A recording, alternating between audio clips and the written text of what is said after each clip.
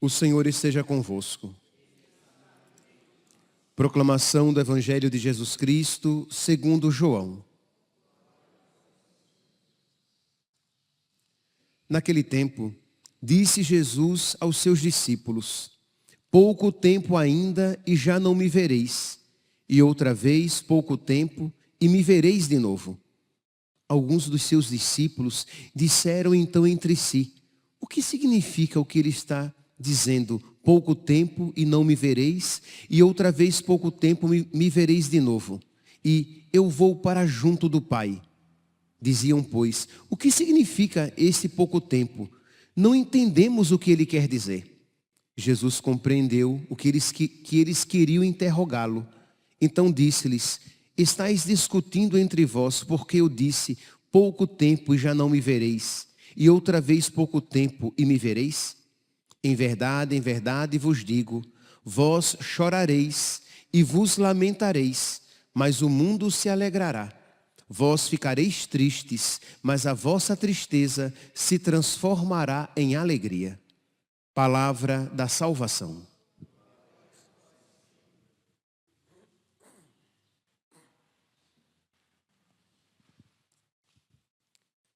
Caríssimos irmãos e irmãs, hoje, quinta-feira da sexta semana da Páscoa, se aqui no Brasil o dia da Ascensão fosse feriado, nós estaríamos hoje celebrando o dia da Ascensão do Senhor.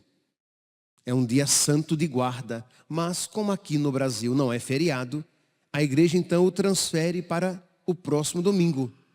Então celebraremos o dia da Ascensão neste domingo agora, mas em muitos lugares do mundo, hoje é o dia da Ascensão, hoje é este dia celebrado. Pois bem, então nós iremos celebrar no próximo domingo, mas podemos de alguma maneira ter presente esta celebração, ter em mente. Pois bem, no Evangelho de hoje, diz aqui que Jesus começa a falar de uma maneira meio enigmática: pouco tempo ainda e já não me vereis, e outra vez pouco tempo e me vereis de novo. E diz aqui no versículo 17 que os discípulos dizem: nós não estamos entendendo o que ele quer dizer. O que ele quer falar com tudo isso? No versículo 18, eles falam novamente: não entendemos o que ele quer dizer. Se vocês prestaram atenção, durante esta semana, várias vezes os discípulos e os apóstolos estão dizendo isso, que eles não conseguem entender plenamente o que Jesus Cristo está dizendo. E por que isso acontece, meus santos? Porque os apóstolos e os discípulos ainda não estão preparados para compreender Jesus com toda a profundidade. Por quê? Porque eles não amam ainda Jesus com profundidade. É o amor que abre os nossos olhos, é o amor a Deus que abre os nossos olhos para uma verdadeira e profunda compreensão de Deus. Eles tinham já alguma fé? Tinham, mas não tinham ainda amor suficiente. E nós temos experiência disso no nosso dia a dia, hein? Isto é, uma pessoa, até mesmo que ela ame a Deus, ou melhor, até mesmo que ela tenha alguma fé em Deus, mas se ela não ama a Deus de verdade, um amor com certa profundidade, ela não compreende Deus. Ela lê a palavra e não compreende.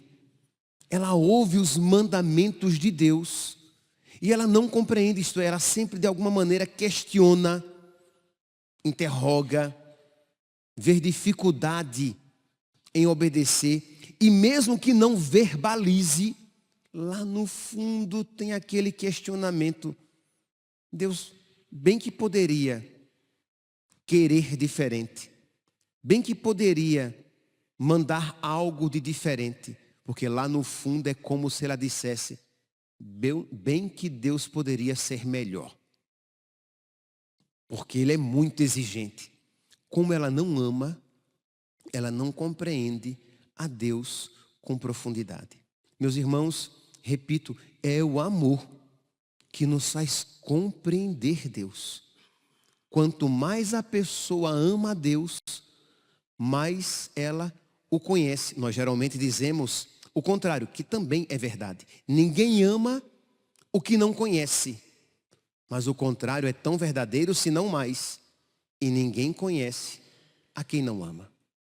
Pois bem, como amanhã nós começaremos a nossa novena de Pentecostes, suplicando o Espírito Santo, eis aí um bom pedido para nos acompanhar durante toda a nossa novena de Pentecostes. Pedir a Deus a graça de Ele nos conceder mais amor. Perceberam que eu não estou dizendo para você pedir a Deus, você pode, mas não é isso que eu estou falando. Eu não estou dizendo para você pedir a Deus a graça de amá-lo mais. Você pode e deve.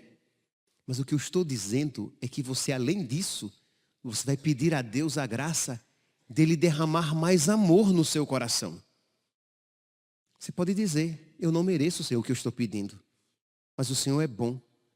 E o Senhor dá coisas boas a quem não merece. Isso é próprio de quem é misericordioso. E Deus é a misericórdia encarnada. O amor dele para conosco é sempre misericordioso.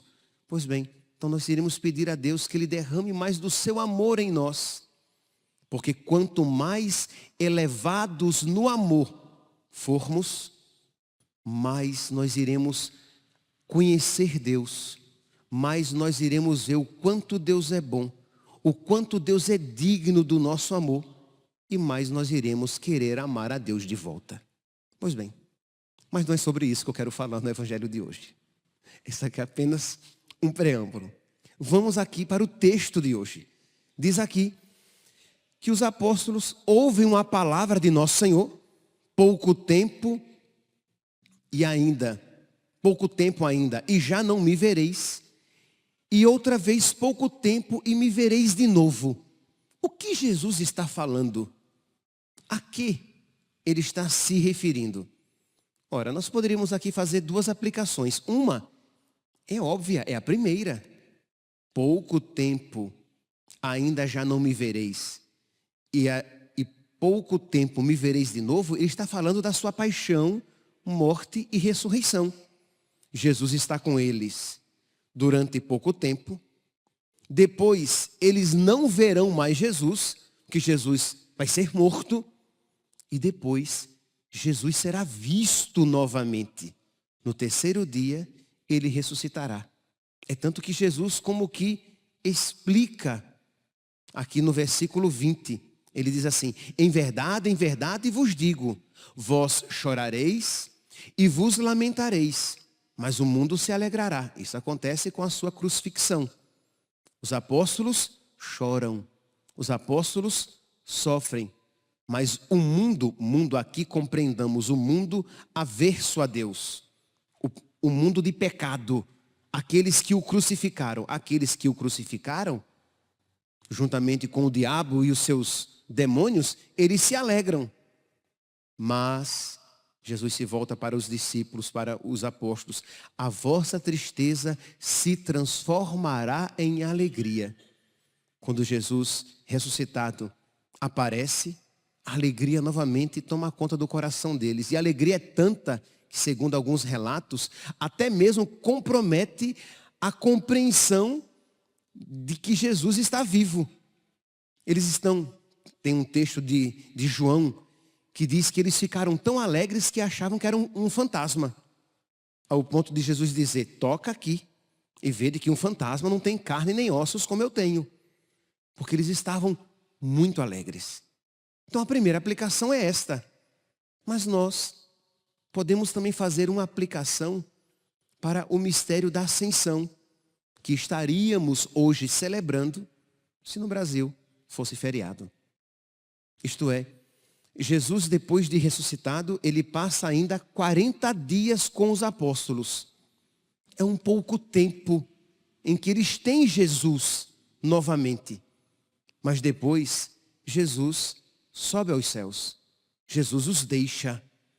E isso causa uma certa tristeza porque novamente eles perdem Jesus. Novamente eles experimentam a sua ausência. Mas Jesus promete o Paráclito, o Espírito Santo. E o Espírito Santo, e com a vinda do Espírito Santo, se inaugura um outro tipo de presença. E aqui, meus irmãos, este outro tipo de presença que capacita a um outro tipo de visão de Jesus, é uma presença muito mais profunda. Lembremos-nos que Jesus estava com os apóstolos e viveu com eles 3 anos e eles ainda estavam cambaleando, abandonaram Jesus na dificuldade, foram covardes, mas com outro tipo de presença, com a presença de Jesus neles, por meio do Espírito Santo, eles se tornarão valentes, destemidos, determinados até a perder a própria vida para não perder Jesus jamais. Então é uma presença mais forte. Nós poderíamos dizer que é uma presença quantitativa e qualitativamente superior. Como assim, padre? Quantitativamente superior? Sim, porque antes, Jesus, quando estava em Nazaré, não estava em Belém. Quando estava em Belém, não estava em Jerusalém. Mas agora, Jesus, ele pode estar em todos os corações. Com a vinda, com o envio do Espírito Santo, Jesus, ele pode estar vivo, atuante, agindo dentro de todos os nossos corações, das pessoas, dos crentes do mundo inteiro.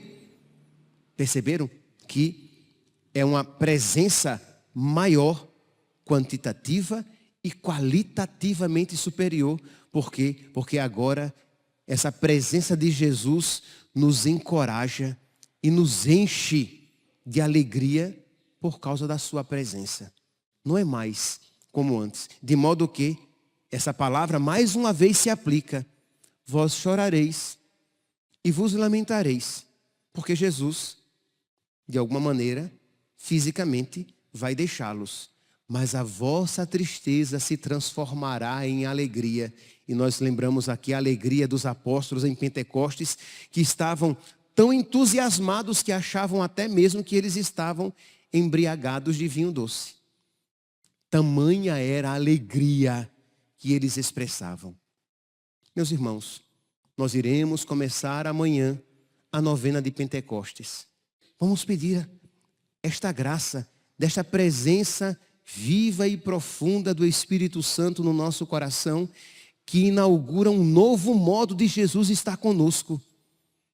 Você talvez não possa fazer uma novena de missas, mas você pode procurar na internet algumas orações do Espírito Santo, direcionadas ao Espírito Santo, e fazê-las.